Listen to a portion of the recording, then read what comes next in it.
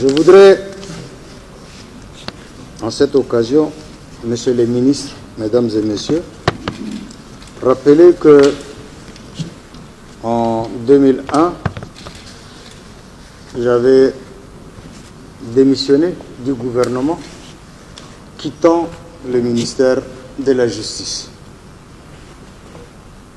La nature étant faite des aléas et des surprises, me voilà encore de retour, 20 ans après, dans ce même département. 20 ans, c'est une génération entière. Et beaucoup de choses se sont passées. Beaucoup de collaborateurs avec qui j'ai eu à travailler, certains ne sont plus de ce monde, paix à leur âme, d'autres sont en retraite et d'autres peut-être ont pris d'autres chemins. Ainsi va la vie. Ainsi va la vie. La justice, comme nous le savons tous, est le troisième pilier du pouvoir dans un régime démocratique. Mais dès lors que le pouvoir exécutif soumet le pouvoir législatif ou le pouvoir judiciaire, ou les deux à la fois, les équilibres sont rompus et la démocratie est en péril, elle est en danger. La justice tchadienne, comme la plupart des services publics de l'État, est certainement atteinte par des maux graves qui minent et entravent son bon fonctionnement. La plupart des Tchadiens, à tort ou à raison, disent qu'au palais de justice, tout se négocie, se vend et s'achète. Si cela est vrai, parce que ce sont des on-dit, c'est fort dommageable pour la paix et la cohésion sociale. Car les Anglais disent, et je suis d'accord avec eux, no justice, no peace. La justice est le fondement, n'est-ce pas, de la paix. S'il n'y a pas de justice, il n'y a pas de paix. D'où l'importance de ce département, des hommes qui le composent et des gens qui agissent au quotidien pour son fonctionnement. En ma qualité de garde de sceaux, ministre de la Justice, je ne suis pas un magistrat, moins encore un juge. Ma mission serait de mettre en œuvre la politique du gouvernement en matière judiciaire. Aussi donc, je voudrais solennellement prendre l'engagement devant vous tous ici à ne pas m'immiscer dans le travail des juges. Je ne donnerai aucune instruction en faveur d'un tel justiciable au détriment d'un autre. En retour, je serai intraitable avec les magistrats ripoux. L'inspection générale doit rester éveillée, alerte, pour sanctionner sévèrement les indélicatesses. Je voudrais demander aux médias ici présents de relayer mon message que voici.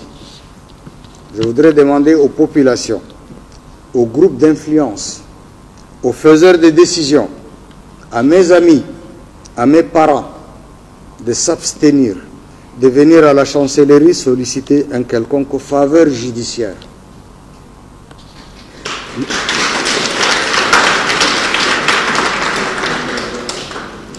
Les juges rendent les jugements au nom du peuple et en leur intime conviction.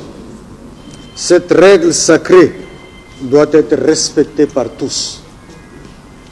Messieurs les ministres, Mesdames et Messieurs, chacun en vos grades et qualités, en 1993, tous les Tchadiens ont convenu, à l'issue de la conférence nationale souveraine, de bâtir au Tchad un état de droit, un état de démocratie, un pays où devait s'appliquer le concept cardinal du pouvoir du peuple, par le peuple et pour le peuple.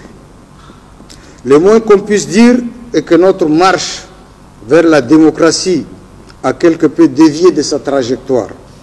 Il nous incombe tous de corriger cette déviation. Dans notre constitution de mars 1996, à l'issue de la conférence nationale souveraine,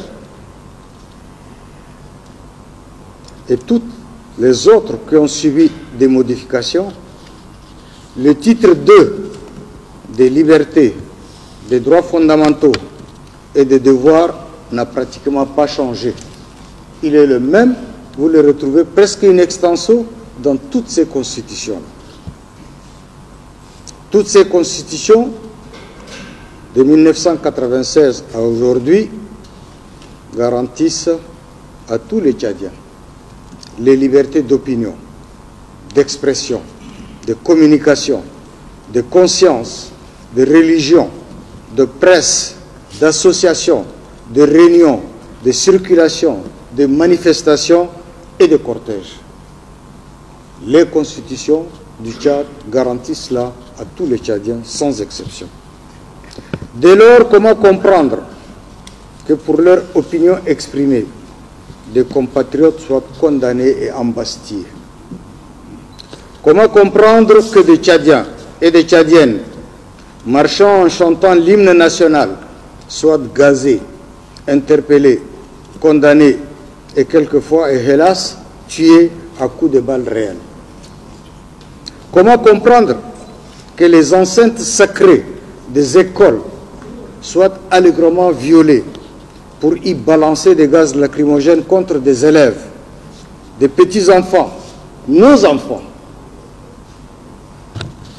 Comment comprendre que des journalistes soient traqués et obligés de rentrer en clandestinité pour avoir tout simplement fait leur travail en publiant un article ou en faisant une expression contraire?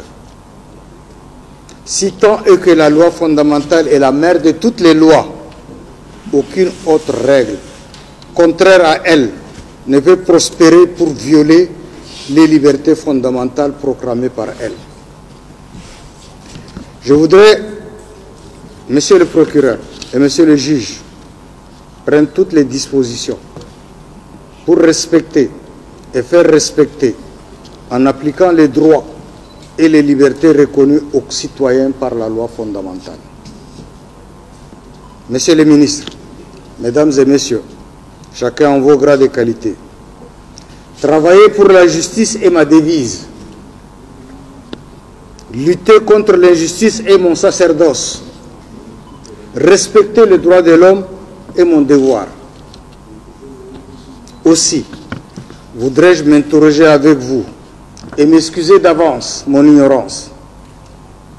Étant donné que tout prévenu est présumé innocent jusqu'à l'établissement de sa culpabilité, pourquoi alors la police judiciaire et les autres auxiliaires de la justice obligent-ils les prévenus à se déchausser?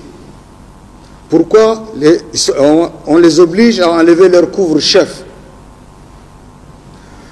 Pourquoi présente-t-on à la télévision les prévenus? Pourquoi les qualifie-t-on de malfrats tant qu'ils n'ont pas été jugés? Ce sont des questions qui taraudent mon esprit et peut-être votre intelligence m'aurait éclairé. Je vous serai reconnaissant. Si tout cela est fait en violation de la loi et du droit de l'homme, qu'on en mette fin. Alors ces pratiques humiliantes, dégradantes, qui me semble-t-il ne nous honorent point.